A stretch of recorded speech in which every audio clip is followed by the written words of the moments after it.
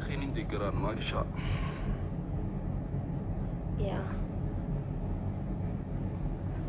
أنا سبيشالي سيربي أمدي ما جرو تكو هاريتي يا دوغا دا وانجرو garuu daareektii karaa saniin ta'uu hin qabu. Nama hedduutu. Keekiyyaa qofillee mooraalii hin qabnu nuti because maal jechuudha keekiyyaan nama jabaadha. Nama guyyaa kaleessa Oromoo rakkoo Oromoo keessatti inni barama yoo qaba yoo isa qaban bar isallee jechuun akka hin dhiisan barnani innillee lubbuu isaa dabarseeti bar hawaan takka jawsi malee garuu bika gaarii jira malee. Kanaafuu maal inni nama jabaa nama Oromoo keessatti nuti jechuun arra waajeef arra kabbaanii qeeqoo osoo hin ta'in nama waa hedduu godheedha nama qabsoo keessa gahee guddaa qabudha si malee. Shoora guddaa taphate yeroo sadii dhaqannee jeetti abdii itti godheedha. Dhugaa. Galata qaba. Garuu haala yeroo kanaatti wajjin deema. Maakii. Maariin. Yaa sirbii keekiyyaadha. Ani dhai jalaa sana hin deeggaruu sin jee baraka mataa kiyyatti. Yaa gaagama guddaa nutti fidde jeetii yaada. Ispeeshaalii nuti warra biyya keessa jiru.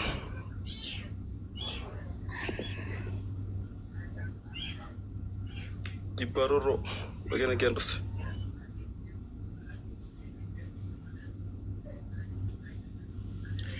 Assalamu alaikum warahmatullahi wabarakatuh. Baleetii teenya qaalii haadha siinqee maakii teenya intala biyyaa nabiil keenya mucaa biyyaa nagaa Oromoota kiyya baga jiraattan. Warahmatullahi bagana gaan dhufte. Jirtaa nagaa nabiiliyyee akkam nagaa nabiil. Habiibii akkam jirta akkam jirta yaada kiyyaa fi maakiidhaa kadhame. Wallahi isinuman dhaggeeffatu jira malee maakiinis jechiisiin jette sirriidha.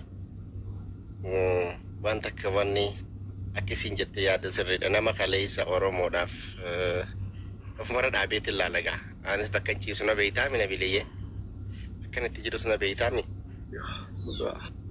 na beeytaami yaa nuti warri si beeku gaa si gaafate yaa si dhaalaa jirra dhugaa akkasii maali jechuu qaba wayettu akka nama biyya isaatiif akka nama biyyaaf dhuunfaaf dubbatu osoo hin ta'e akka nama biyyaaf dubbatutti yaanni inni kanneetiif waan wayirra laalee walli isaan tokko akeeka madda beekumsaatii akkasumas calaqqisiisaa sabaaf jechuudha. Waan inni irra dhaabbatee waan kana baasee ijji siyaasaatiin namni miidiyaadha. Artii Oromoo jechuun miidiyaadha. Akkuma warri maanta lafa Oromoo dura jiru fakkeenya ijoollee teenya ijoollee Oromoodhaaf jechuun warri feemasoota Oromoodhaa ta'an.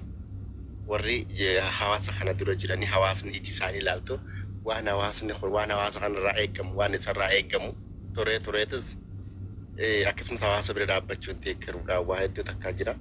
Keekiyyaanis waan isarraa eegamu innis waan isarraa eegamu geema isarraa eegamu dubbate kaleessa hawaasa kana dura dhaabbatee barraaqi jechuudhaan barii jechuudhaan akka waa hedduu takka ni beeytaatasi garuu dhugaadha taateettu waan takka namni waa hedduu dalagee jechi tokko anangaan gammaan tanaatee tales namni waan takka tateen talee dhaggeeffatee addaan baafatee wanni kun kana siyaasatiin gabbaasee kun kanaaf deema diyyee addaan baaste hamma ammatti dhaggeeffadhe sedduuna dhukkubaa jira iddoo addaan baasee maal jeesiin qabu waan ta'eef akkuma obboleettii teenya jette sirriidha.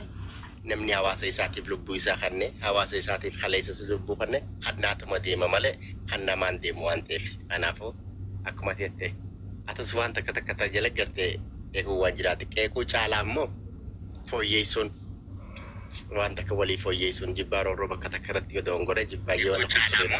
Kanaaf kanatti immoo sirriidhaa mi jibbaa keenya waan kanaaf kanarratti jenii walii sirreessuu waan jiraate akkas jechuu barbaadeeti qaalii koo.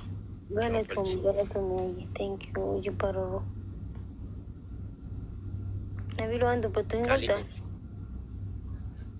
barorroo itti fufuu qabnaa duuba deebi'uun qabnu jaabeetaa dhugaadha yaa akkasuma fakkaate waan inni aseerraa soo jibbarorroo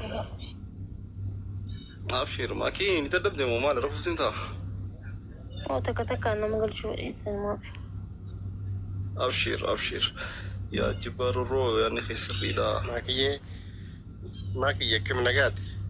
Naga. Tole kaalif. Galatooma. Makiyye nagaa. Makii teenya nagaa na qabda. Naga.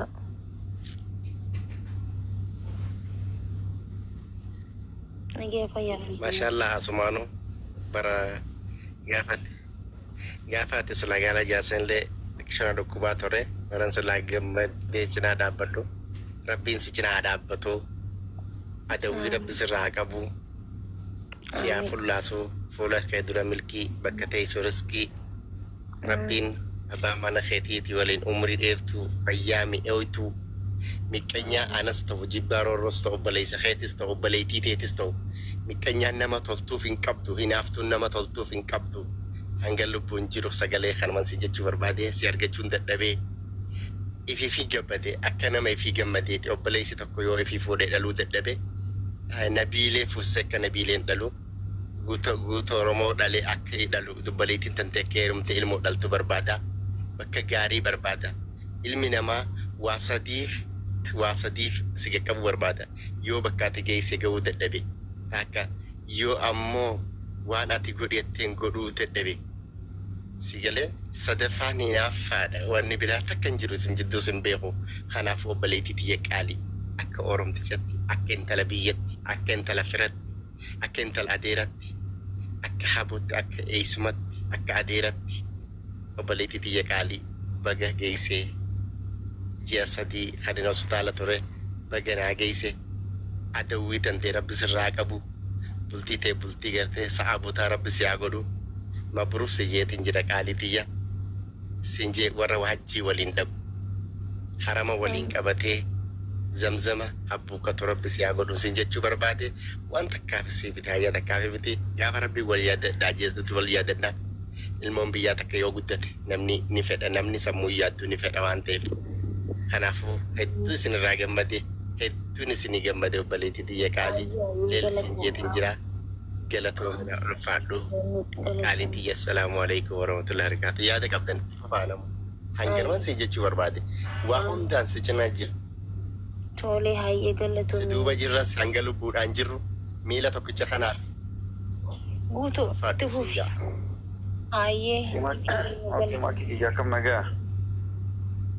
Galatoomii hedduu nagaa fayyaa.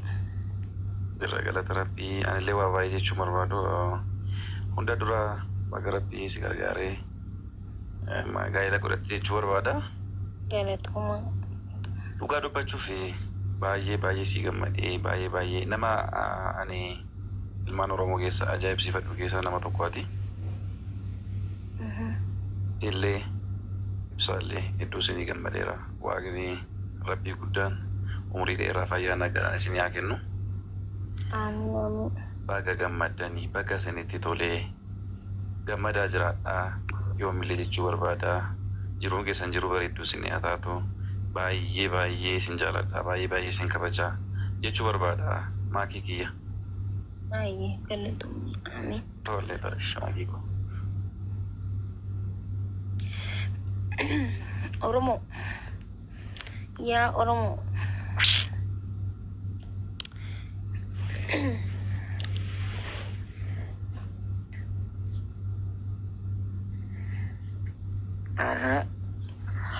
Yaadannoo haacee keenyaati. Gama galgala irratti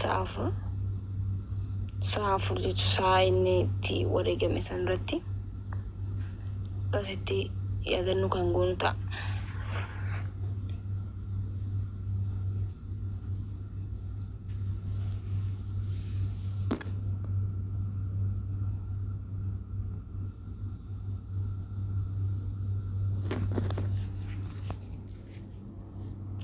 Oromoon bara dhugaa dubbachuuf ana akka kiyyattis takka abdii muradha isinii garee maaliif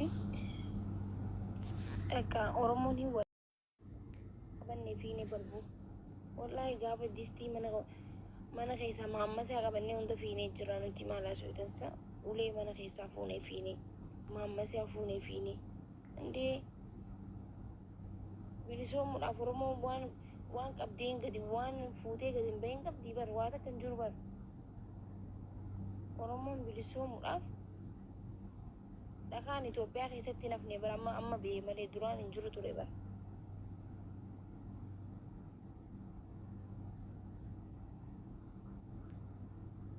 Bilisoomuudhaaf jennee dhakaa miiliyoona meeqa guurree jirra. Oromoon akka ture jirtu amma yaada jijjiirraa jira. Miskiinni haati qoraan gurgurtee guddistee naa eebbifamettee osoo yaadduu kararatti hafuun qabu. Kawallisus haa jajus qabsaa'uu qabna kana booda waliin qabbuunee lafatti waliin.